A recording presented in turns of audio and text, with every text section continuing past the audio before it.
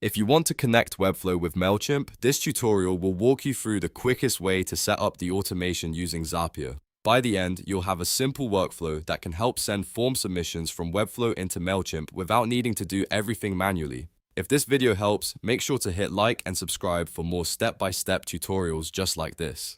Let's get started. First, go to Zapier in your browser. Zapier is the platform that will connect Webflow and MailChimp together. Once you're on the Zapier homepage, click Create. This is where you'll start building a new automation. After that, click on Zaps. A Zap is just Zapier's name for an automated workflow, so this is the area where the connection will be built. Now, you'll be asked to choose a trigger. Click on Trigger to begin setting up the first app in your automation. In the app search bar, type Webflow and click on it when it appears. Webflow will be the trigger app in this setup, which means it will start the workflow when something happens inside your Webflow account. Next, choose an event. Select the trigger event that fits your goal. For example, you might choose a form submission or another action depending on what you want to track. After selecting the event, log into your Webflow account so Zapier can access the site data needed for the automation. Once your Webflow trigger is connected, move on to the action step. This is where you define what should happen after the Webflow event fires. Click on Action to continue. In the app search box, type MailChimp and select it from the results.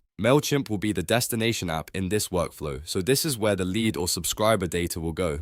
Now choose an event for MailChimp. Again, select the option that matches your goal, such as adding a subscriber or updating contact data. Once you've chosen the action event, log into your MailChimp account so Zapier can send data into your audience or list. After both accounts are connected, click Build It in the top area. This takes you into the Workflow Builder where you can review the automation before turning it on. At this stage, it's a good idea to test everything carefully. Click Test Run and make sure the data flows correctly from Webflow to MailChimp.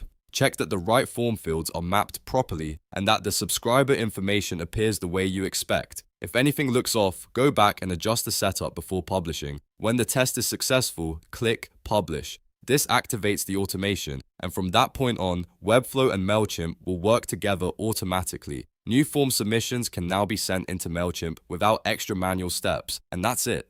You've successfully integrated Webflow with MailChimp using Zapier. If this tutorial helped, please give it a like, subscribe for more tutorials, and I'll see you in the next one.